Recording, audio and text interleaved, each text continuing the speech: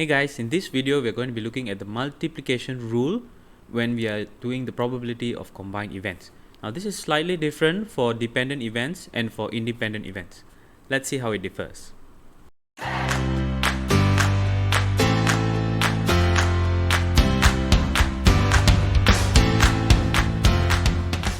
First, let's look at independent events. For independent events, the multiplication rule states that the probability of A and B is equals to the product of the probability of A and the probability of B. Let's take this example.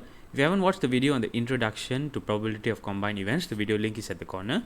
And if you don't understand the difference between dependent and independent events, I've also done a video on that. The link is also at the corner. So for this case, a bag contains 8 green marbles, 10 blue marbles and 5 red marbles. 2 marbles are drawn from the bag with replacement. With replacement means once the first marble is drawn, it is put back into the bag. So that is with replacement.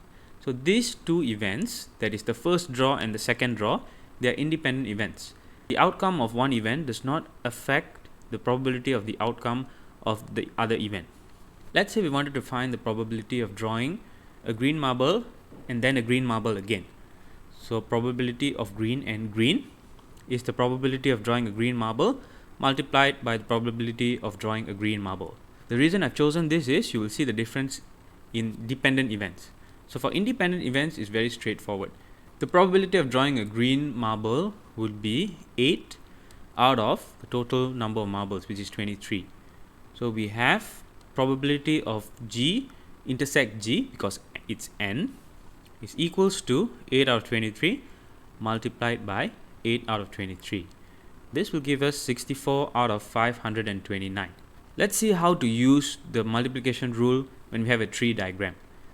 When we have combined events, it is often very useful to have a tree diagram drawn out.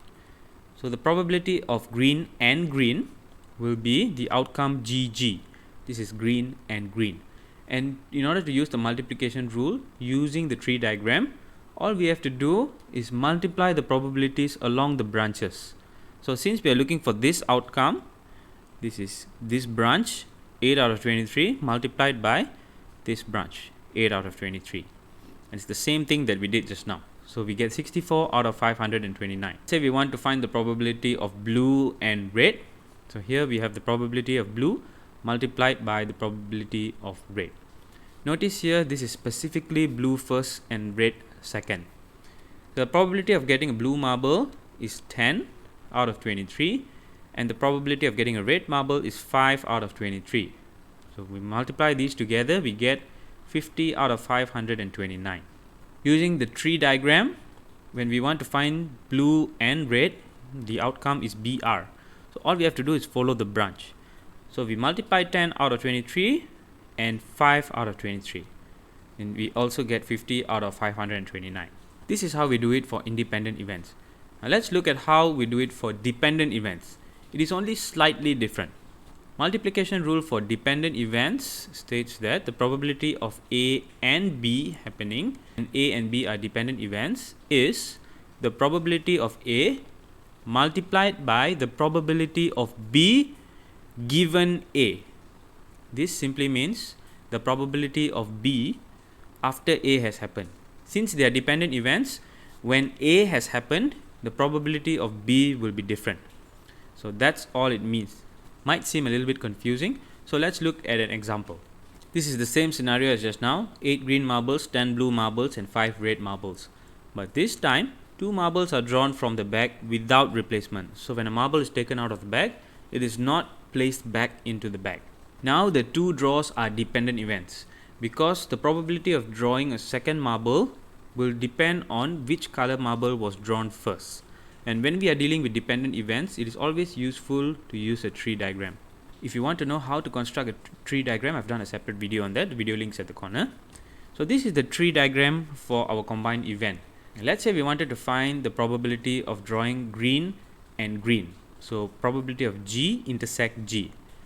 This will be equals to the probability of G multiplied by the probability of G given the first marble was also G. When we use the tree diagram, the method is exactly the same as with independent events, as long as we've written the correct probability on the branch here. Because the probability that we've written here has already accounted for the fact that the first event has already taken place. Because we drew a green marble first, the number of green marbles remaining in the bag is 22. And now, from 8 green marbles, there are 7 green marbles. So the probability of drawing a green marble the second time is 7 out of 22. Following the same concept as just now, when we want green and green, it's GG. All we have to do is multiply the probabilities along the branches. So we have 8 out of 23 multiplied by 7 out of 22. And the answer we get is 28 out of 253. This applies to any of the outcomes here. So the probability of blue and red will be the probability of blue multiplied by the probability of red, given that blue has already been taken out first. So we look at this, it is BR. Now BR, we just have to follow the branch. So it will be 10 out of 23 multiplied by 5 out of 22. And the answer that we should get is 25 over 253. This is how we use the multiplication rule for dependent as well as independent events.